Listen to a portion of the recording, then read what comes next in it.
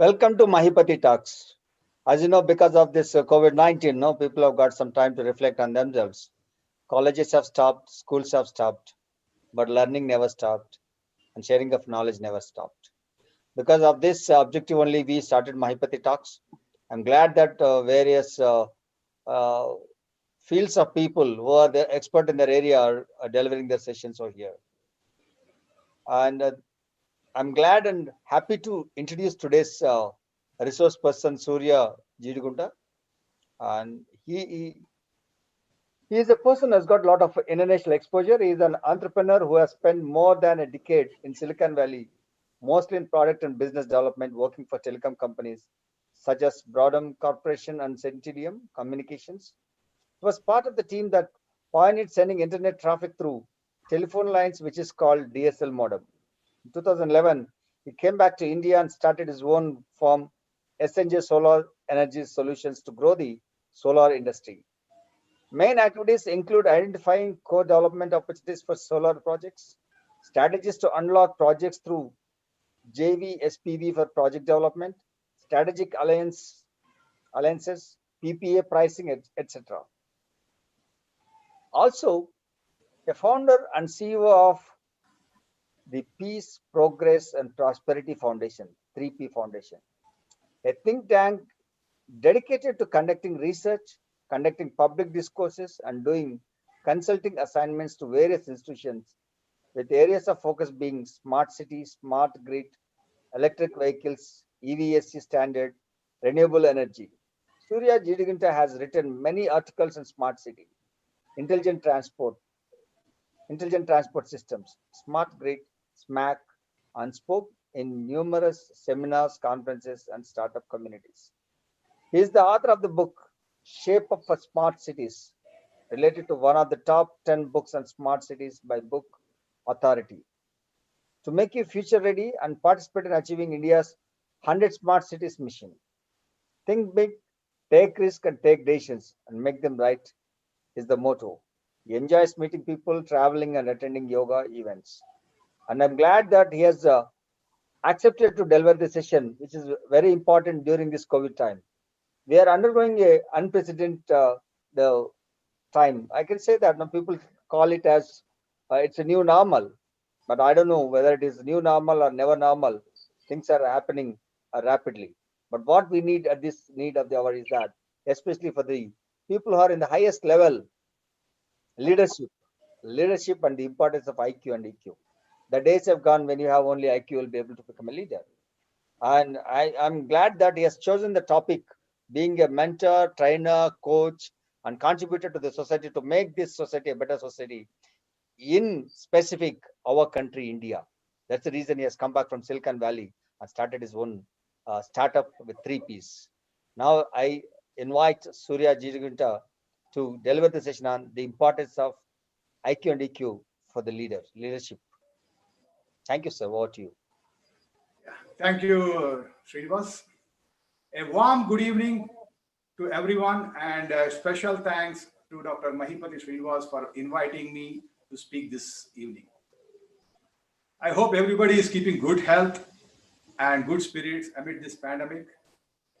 Unfortunately, I cannot see the faces, but only Srinivas' face I'm seeing. So hopefully, everybody is in good spirits. We have been fighting this coronavirus for nearly 6 months. Initially, we thought like a 21-day lockdown will break the chain and we can flatten the curve, or the curve will go down. But this virus has turned out to be a different beast. It is difficult to tame, and it's nearly 6 months, and still we are waging a difficult battle, and looks like this is going to be a long fight till the vaccine is available and everybody in the world gets vaccinated. Probably in the modern history, where the entire world is kind of undergoing this kind of a pandemic, probably very rare. And in this current crisis, not only we should take care of ourselves, our family, our relations, and at the same time, we need to kind of carry forward whatever goals, agendas we have. So this is going to be a long battle, and we need to emerge victorious. Just like the battle against coronavirus, even business leaderships need to prepare their teams for a long haul for success. No business is going to reap rewards immediately. It's going to be a long haul, long battle, and as team members right now working remotely, it's getting harder and very difficult to kind of engage with them, and people are getting team members are getting tuned out. So definitely a new kind of leadership that is inspiring, engaging, and importantly, emotionally getting connected with the people. That is, I think, very, very, very important. I think people are getting admitted. So, Datta Shri, can you admit?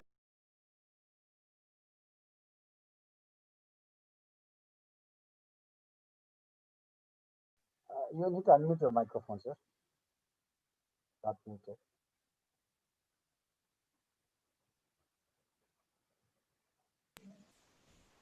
Yeah. Is it clear now? Yes, sir. Yes, sir. I think, yeah, Datta, I think she can admit the participants, I believe, like whoever is admitting. Yes, she will do.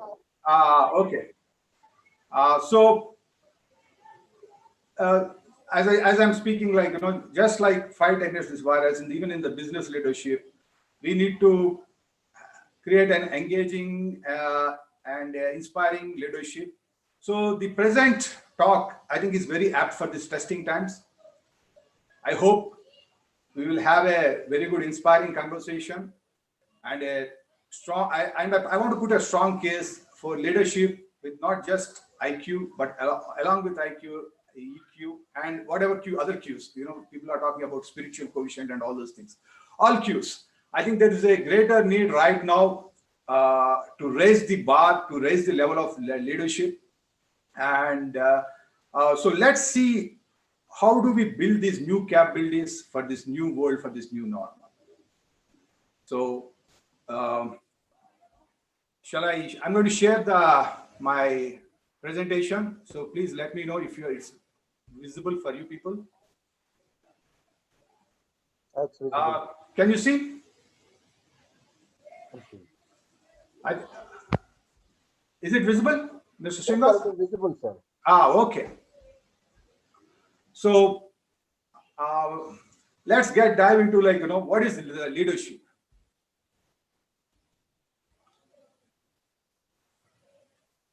This is an age-old question, are leaders born or made?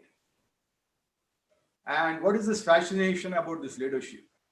The textbook definition says a leader is one who inspires and motivates action.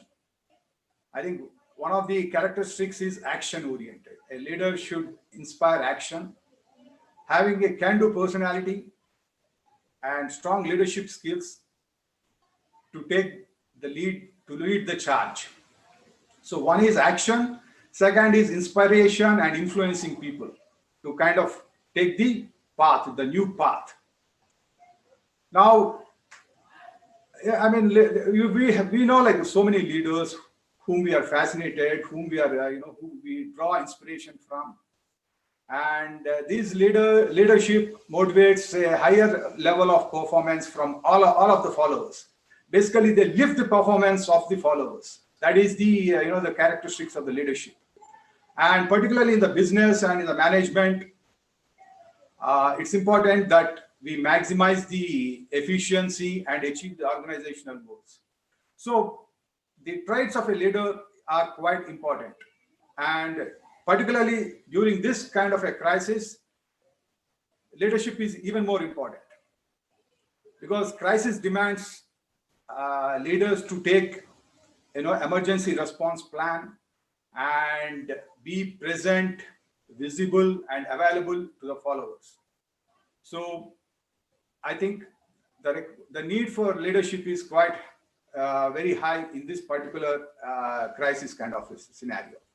So let's see what kind of leaders we kind of produce.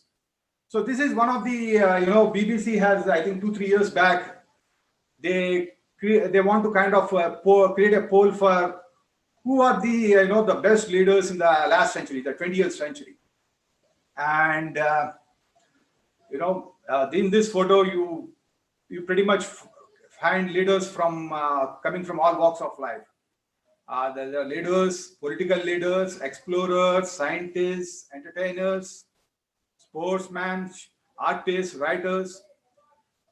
So, you have Mahatma Gandhi, Muhammad Ali, Albert Einstein, Alfred Hitchcock, Roosevelt, Nelson Mandela. So, I mean, what are the? I think let's look into like what are some of the characteristics? Like, how did these people become such a great leaders? Rarely, like if you look at these people's path, this great leaders' path, it's not a predetermined path. I mean, some people started in one profession, jumped into something else, did something else, and finally, destiny. It is what destiny that has made them such a great leaders. So. It's very. I mean, they are like made leaders. They are most likely to succeed, and they have overcome many obstacles and failures along the way. One thing is they understood their strengths and weaknesses thoroughly, played to their strengths, and got the necessary support. In short, they know what they are. I mean, what is their strengths? What are their weaknesses? And what kind of people they have to surround together in order to inspire, in order to become great. So, my question is, how much do we know about ourselves? That is a fundamental question, right? How much do we know about ourselves?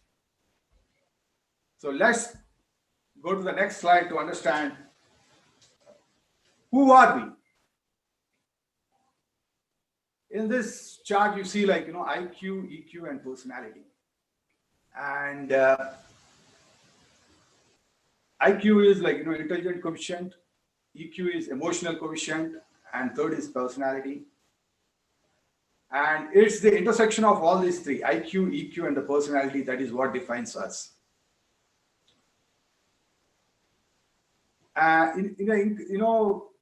Today we live in a very complex world and very tech saturated world. So it's very, very difficult to solve all the world problems by ourselves. We need to collaborate. And if we have to collaborate, then it's very, very important that we need to understand these three coefficients, IQ, EQ, and our own personality. Surya, can you put it in the slide mode, no? Presentation mode? Presentation mode? Yeah, so that will be easy for us. Now is it clear? Thank you so much, Surya. So this is visible, right, for you people? Yeah, it is visible. Go ahead. So IQ, EQ, and personality. Now, why is it this IQ is important, EQ is important, and also personality is because to become a leader, you need to be you need to be smart, you need to have the critical analysis, you need to understand, you need to be a problem solver. So obviously you need to have that logical thinking. And EQ is all about connecting with people. How do you assess the other personality? How do you connect with the people? How do you influence the people? And then your own personality, like what kind of a person are you? Are you like a outgoing personality? Are you an introvert? And all those things. So IQ, I think like once you hit like 20, 25 years, 30 years, I think it is stable over a lifetime. But EQ, I think, is flexible. As you gain experience, as you meet more people, I think you gain more EQ. And one of the research, I think University of Berkeley research showed that EQ usually peaks at the age of 60. So we continuously has a potential to improve our EQ. And personality is also like, stable over a lifetime with like probably like, with some minor changes. And if we can define somebody's personality accurately, that will predict the person's actual behavior. So let's kind of like, go to the next slide to understand what is the best predictor for leadership in IQ or EQ.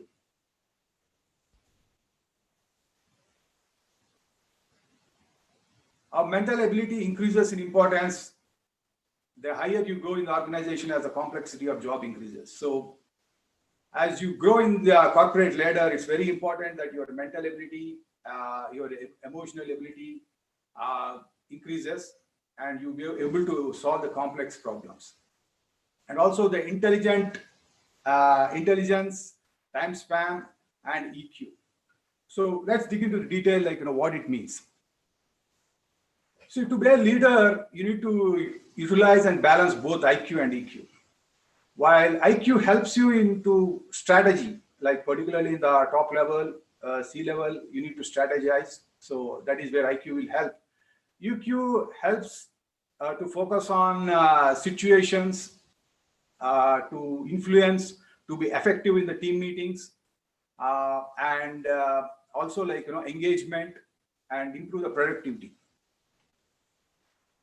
You must have heard about this Peter's principle in management, that everyone rises to the level of incompetence. What that means is, like, if a manager, if an employee, like if a individual contributor has done a good job, he will be promoted to a manager. It is based on the previous function, not the current function. Similarly, a manager does a good job, he gets promoted to the senior manager based on his performance as a manager. Similarly, the director, and then like senior vice presidents and the CEOs. So basically, you get promoted based on your previous job function. And once you reach to the level of incompetence, then you feel like you are completely unprepared for that duties and responsibilities that come up with the new position, and your performance is suffered. Recently, there is a survey which said that nearly 60% of CEOs they find it difficult once they kind of get promoted to the job of CEO, as they feel they are unprepared, or they kind of lack some of the skills that are needed to manage this new complex job. So clearly, like before we take up these new positions, it's important that we build the skill sets that are needed for the new positions. So how do we avoid this kind of a pitfall where, like, you kind of get promoted to a new job and all of a sudden you find you are not competent enough, or like you lack some certain skills to be effective in that job? So how do we do that? How do we avoid that pitfalls?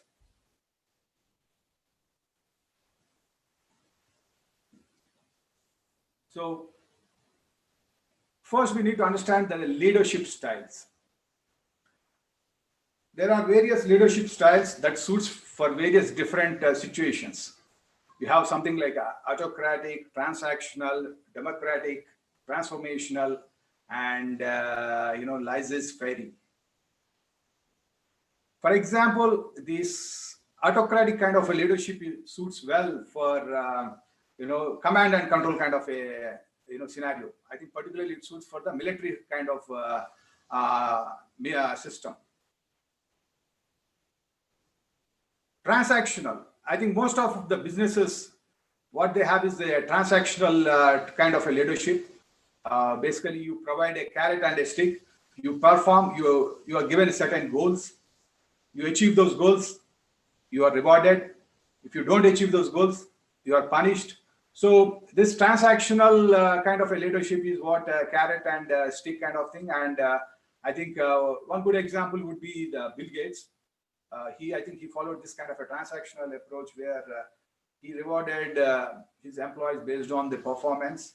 And this is good when there is a market to capture and the mission is kind of a straightforward. For example, like, you have a certain product portfolio and you have a certain market. So you kind of like start chipping more and more market share, 10% for this year's 15, 20%. So for that kind of business scenario, I think transactional leadership works. Then we'll have something called a transformational leadership. This is much more complex, and you need multiple factors to do this kind of a transformational leadership. A good example would be Steve Jobs. If you remember, some of you, like, in the late 90s, when Steve Jobs is out of Apple and some other is leading the Apple company, everybody has written off the company Apple, and they just, like, happens to be another computer company, but nowhere to go. That is when he took out the reins of Apple and literally transformed the company and transformed the world also with those products, like particularly the earlier iPods, then the smartphones. So that is a transformational leadership where you need to kind of identify the vision. You need to have a vision, what the future needs, requirements are, and then create the right team, have the right set of people, and then mobilize them, inspire them, motivate them, and create momentum. So this is kind of a very very difficult and also a complex kind of a leadership, transformational leadership. Very few people achieve this kind of transformational leadership. Then relationship-based leadership, where you first build relationships with your subordinates, with your team, and then inspire them, motivate them, and try to, like, show that relationships, trust matter a lot. A good example for this type of leadership is MS Dhoni, and we have seen him, the kind of leadership he showed for the Indian cricket teams, particularly in the World Cups and the T20s, where he leads from the front, and if the team loses, he takes all the blame. But if the team wins, he rewards, he gives the credit to the teams. So that is one kind of a relationship-based leadership. And even Abdul Kalam, the former president, he also does this kind of a leadership style. And then the laissez-faire, probably, like, you can call it a democratic leadership, where you allow people to work on their own pace and provide the maximum scope for innovation and flexibility. I think more and more we see probably the world is moving towards this kind of a leadership style, because as right now the biggest disruption, biggest changes that are happening are the disruptions, and you create disruptions only when you kind of empower your team. You enable the creativity in your team members and collaborate and bring the best out of these people.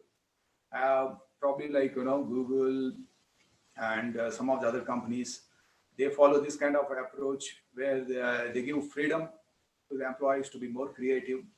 And I think in the future, we're going to see lots of startups who kind of come up with this kind of collaborative, creative approach to create some great products and services that cater to the world. So these are the, in a few leadership styles. There are many other leadership styles, but effectively, like, these are some of the styles.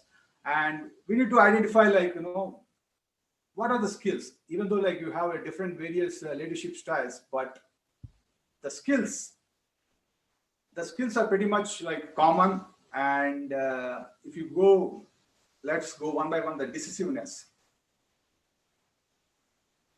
Leaders need to be decisive, because time is money. You need to make quick decisions, right decisions, or you take decisions and make them right. So decisiveness is very, very important. Second, integrity. Probably like lately, this is where most of the business leaders, they are lacking integrity. That's why we are seeing a lot of these scams and a lot of failures, business failures. And lately, government is coming up with lots of regulations, particularly on the corporate governance side. You have, the management, the key executives, and on top you have the board which governs. So there is a government has come up with lots of these, independent directors, corporate governance, regulations to kind of bring about some kind of integrity, some kind of, transparency in the financial reporting and all those things. And all this integrity and everything is depends on the intent of the directors. So it's very, very important, like we produce a good quality directors and not just some rubber stamps, or like who will go the line of whoever is the the CEO or whatever, rather than have a critical view, independent view, and um, be more transparent. And if it's a public company, put in public, all the remarks or dissents that happens in the board. I think that is what is very much needed, and that is what's going to probably happen in the future with all these new regulations. Third is the relationship building. This is one of the most important things, where like as you climb the corporate ladder, you need to have good network to bring the right set of people to do the right kind of business agreements, business transactions. So relationship is building is very, very important. Problem solving. Whenever you have to kind of it's like very lonely at the top, and you have to steer the organization into some kind of a light. So you need to understand and be a problem solver, dependability, and ability to teach and mentor. These are like some of the key skills that leaders should have. And we all have worked in various corporates, so we would know, like some of the managers who lack these kind of skills, they become very ineffective. And that will, if you don't have this kind of skill sets, that will lead to like retention issues, like people leaving the bosses, low levels of customer satisfaction, and also like hampers the productivity. So what will be the early signs to detect some of these lack of leadership skills, or lack of communication? If your boss is not communicating frequently, or like you don't know what you should do, every day you have to go and ask, that is clearly an early sign that the manager doesn't have certain skill sets. Or unclear expectations. Tell something in the morning, change in the evening, again something new again. So it's like not able to focus, and things keep on changing. Or micromanagement. We all must have faced all some of these kind of characteristics from the managers. So these are definitely a sign that the managers don't lack all the leadership skills. So either you need to make a decision as how do we either you stick to the company or move somewhere else, get a new boss or something like that.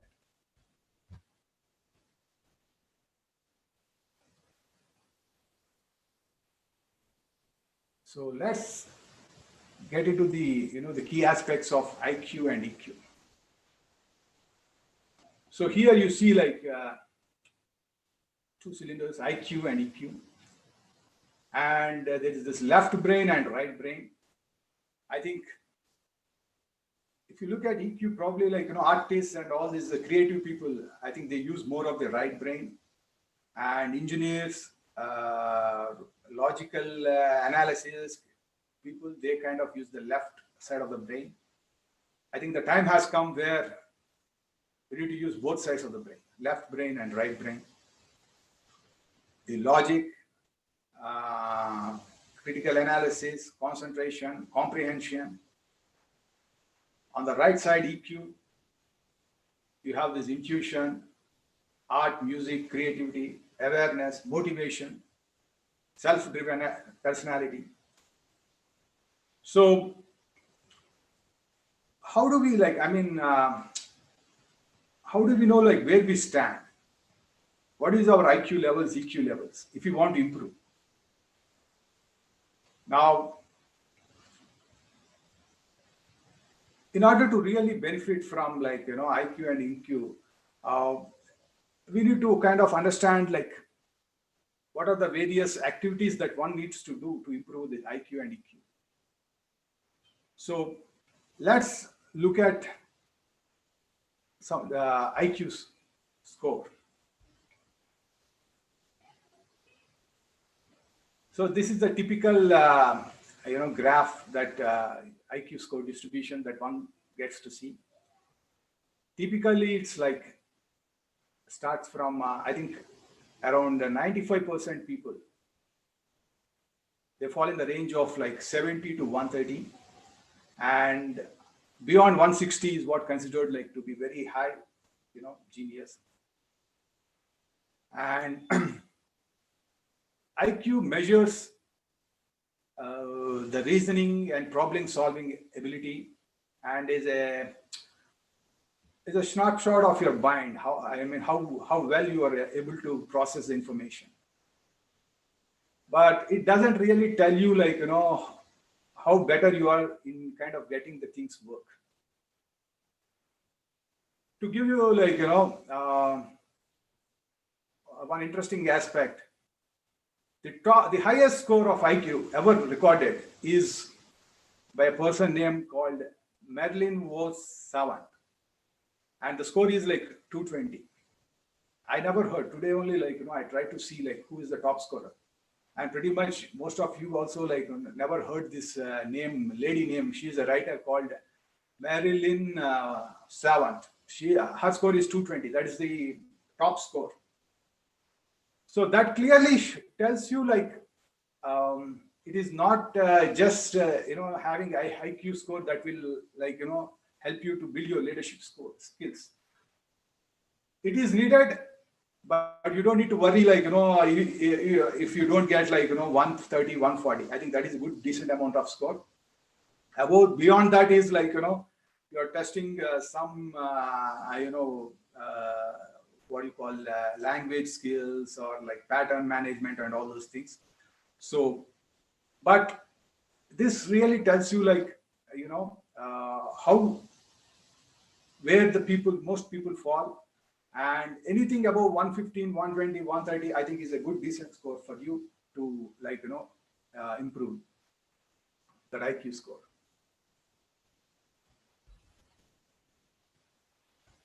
Now let's go to the interesting aspect, EQ score by title. When we started, we said it's important, leaders should have IQ and EQ. Now, if you look at this bar chart, it's interesting where you see the EQ scores climb from individual contributor to supervisor, manager, till the middle management, and afterwards the EQ score starts falling. So the EQ scores, middle managers stand out with the high scores, and then people from director level up, their score starts falling. I mean, if you see, the CEO has the lowest EQ score. This chart is probably 2-3 years old, where all the CEO level CEOs are more focused on meeting the numbers whatever the targets the shareholders, the board has set, it is the top agenda for them, and all the other emotional skills really didn't matter. But I think going forward, particularly for the industry 4.0, where creativity, innovation, collaboration, inspiring is what is needed from the leaders. So I think there will be a requirement for the top level leaders, the key executives, to improve their EQ scores.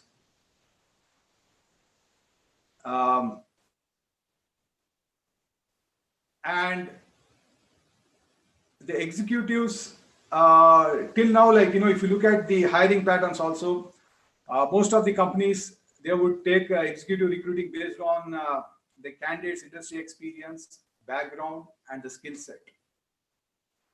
But going forward, I think we're going to see how much he's going to inspire the team, how well he's connected, how much he's connecting with the audience, how well he's able to read the room and then, like, get them going, moving. So definitely we are going to see going forward a drastic improvement in the senior executives, right from the titles from the director and above, where there'll be far more improvement on the EQ level part of the executives. So we have, like, so far we have seen, like, what is the IQ scores, EQ scores. Now let's see what are the things that we as individuals need to do to improve both IQ and EQ.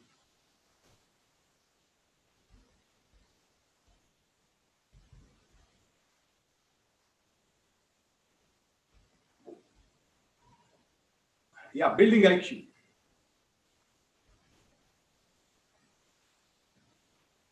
Be a student for life. That is, you need to learning is a lifelong activity.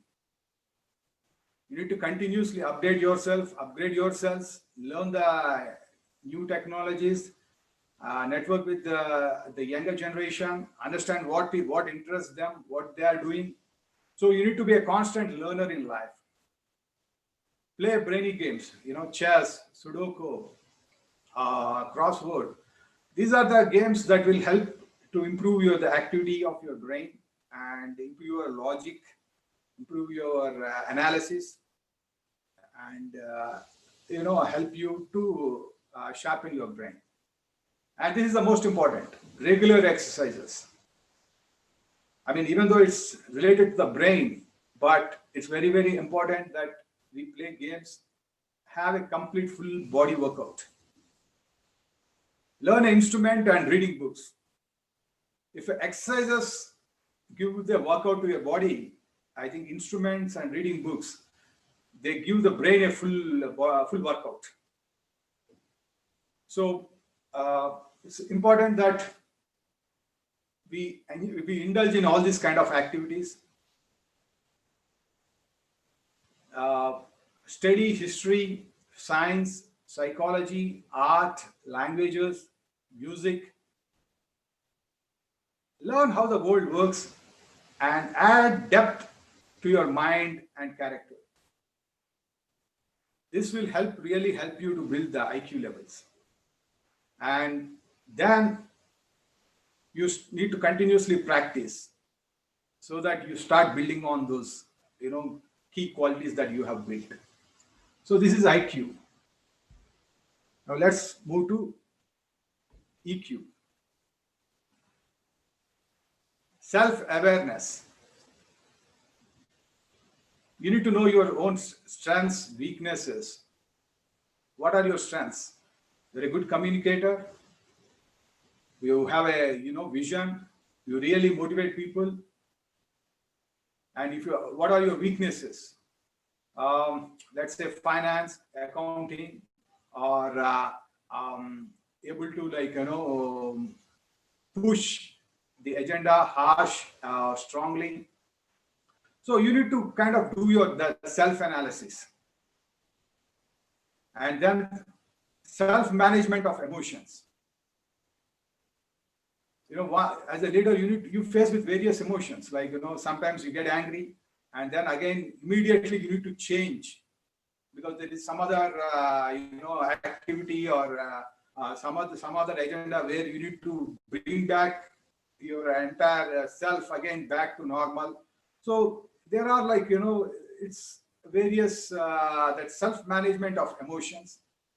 Can you read the room? Like, once you enter the room, will you be able to really understand, like, what is the mood of the room? What is that you would like to say in order to understand and bring some kind of a consensus agreement among the people? Then building solid social relationships. This, it comes through practice, how you deal with the challenges at work, and how you're going to connect with people. Are you how well you listen to people, and do you connect with them at a personal level? People, you how engaging you are when you talk to those people.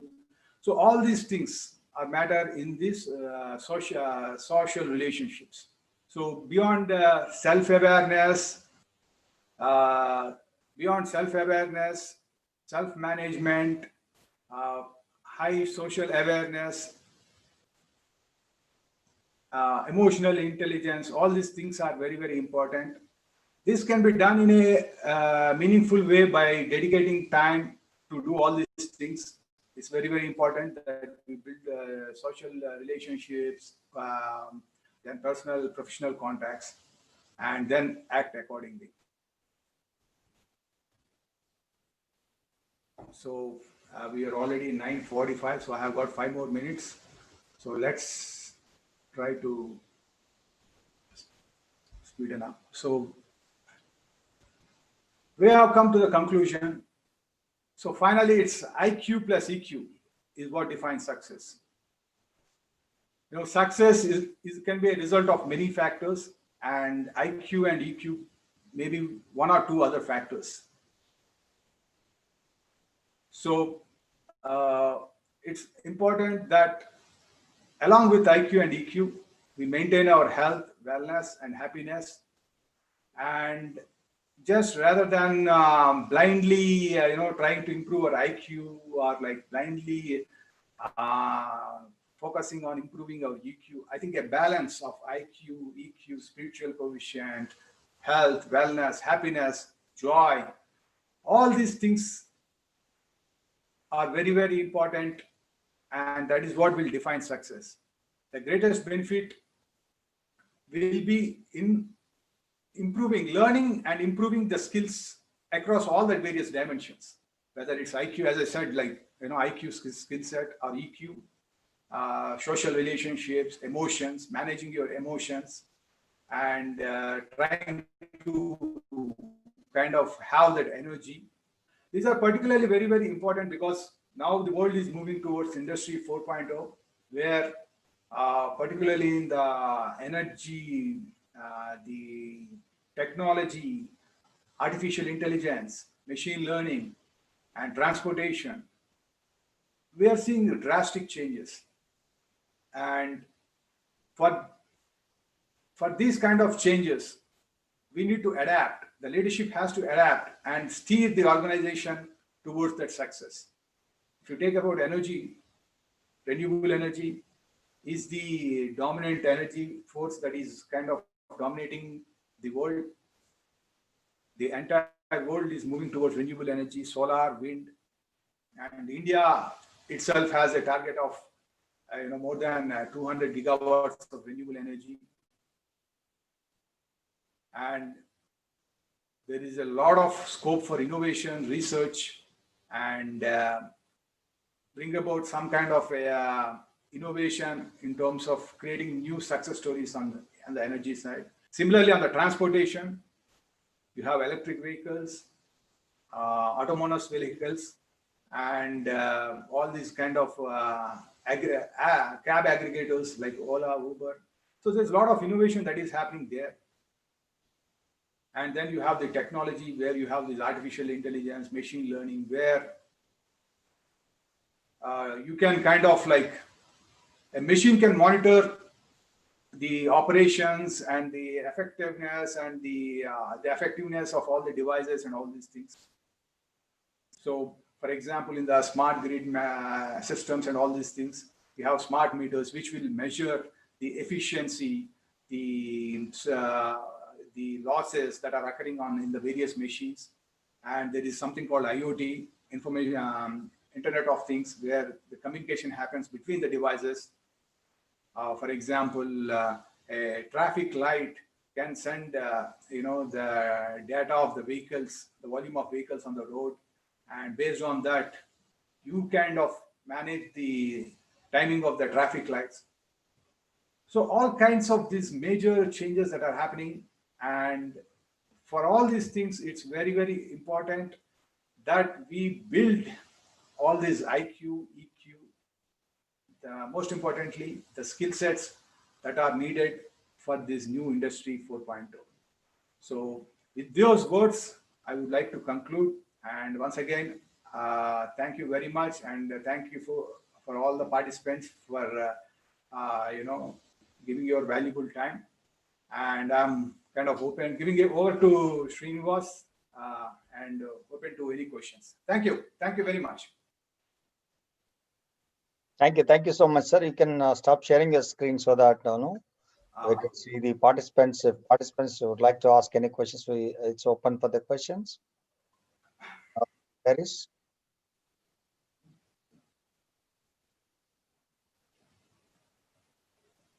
I'm sure no, there was a lot of information, and also you shared many examples that what kind of leadership styles are there, and also know how to IQ and EQ both, how to inculcate. Lastly, he also suggested that what are the areas we need to focus if you want to improve IQ and if you want to improve your EQ.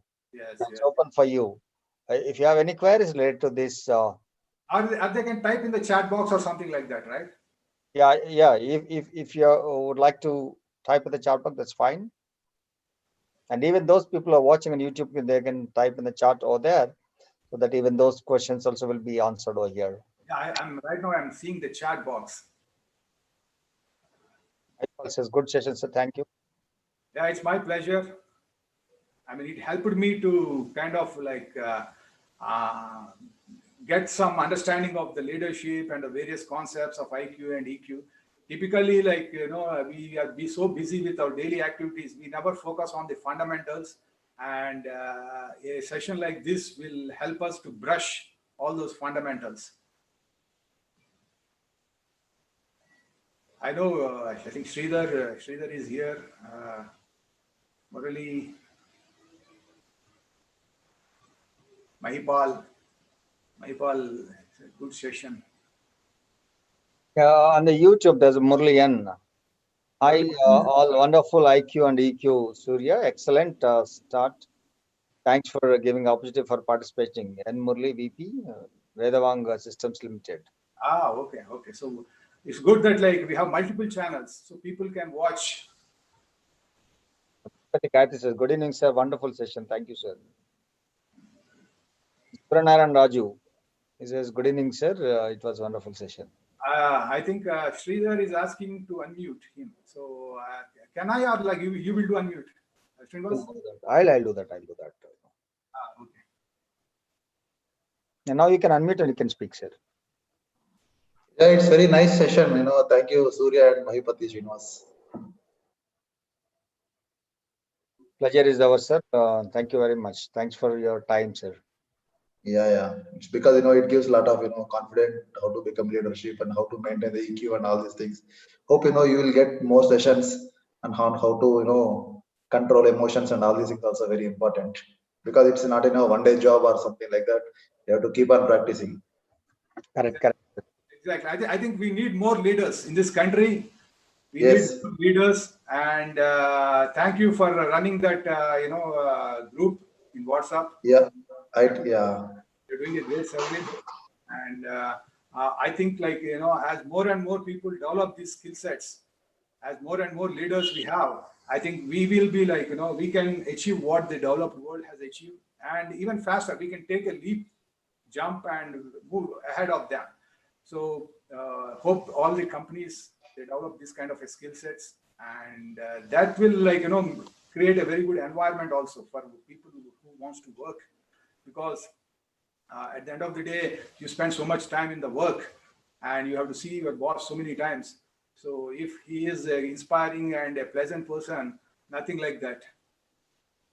So and I think this video will be available on YouTube, right? So that we can share it with lot many people, so that many people can, whoever has missed, they have the opportunity to go through this session again.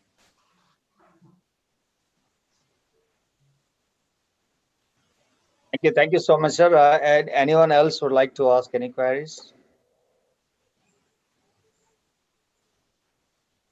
Murlian says, Surya, thanks. Happy to know many things from YouTube. Okay. I think we should have some kind of case studies also next time, to kind of see like what are the challenges, how some of the companies lacking some of these IQ or EQ skill sets, how they suffer, and some of the real cases that would really like uh, present far more in detail. That needs like another separate session. Yeah, thank you, Surya. Thank you very much. No. I think one Murli Manohar has asked a question. I think if a person who raised from manager level to C in such case during manager levels to EQ has to be high, and while rising in the career path, how he has to unlearn the EQ levels.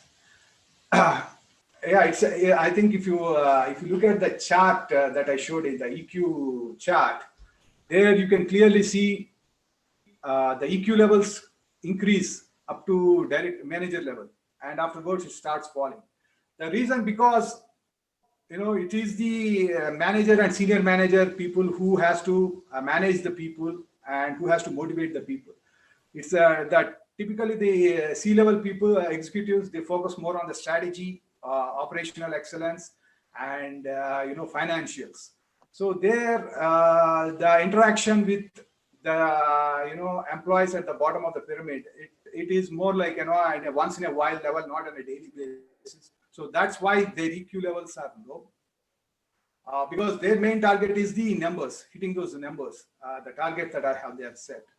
But as I said, it's going to change, because it's not like no longer it's in that autocratic leadership style. It has to be democratic. It has to be, as I think Bill Gates, who has said that the next century leadership is ones who empower the people under them. So you need to empower the people around you, and definitely the EQ levels have to go up. The whatever, I think that is 2-3 years old chat, and we are going to see more and more people with high EQ levels rising to the CEO levels. Already we are seeing some of the people, particularly in the political leadership. It is entirely the EQ. I mean, their IQ plays very less role. It's all EQ, how well you connect with the people and how well you pass the message to motivate them.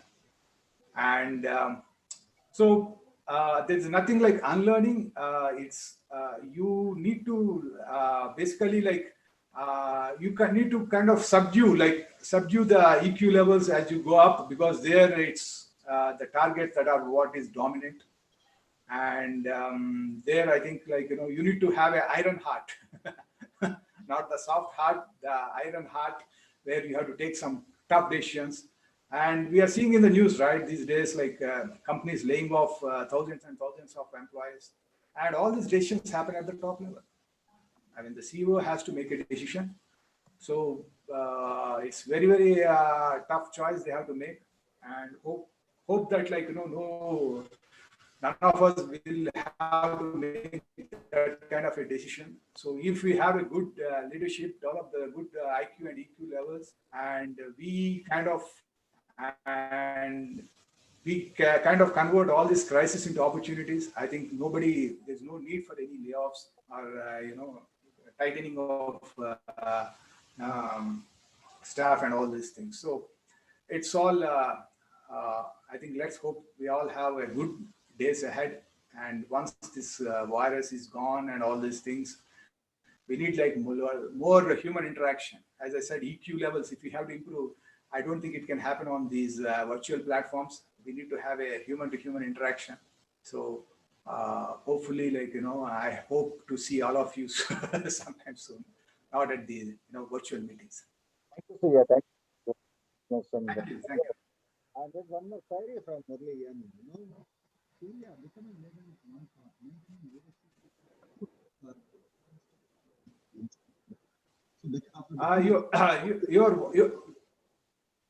Your voice is low. Could you repeat, Srinivas? Uh, Surya becoming leader is one part. Maintaining leadership. So after becoming leader, you need to maintain leadership. So can you give some insight, some points, so that I can sustain the leadership? Imagine for a moment that we become leaders. How to sustain that leadership? Yes. So are there any Okay. insights how to maintain that leadership position? You see, as I said in as I said in the principle of that management, where you rise to the level of incompetence.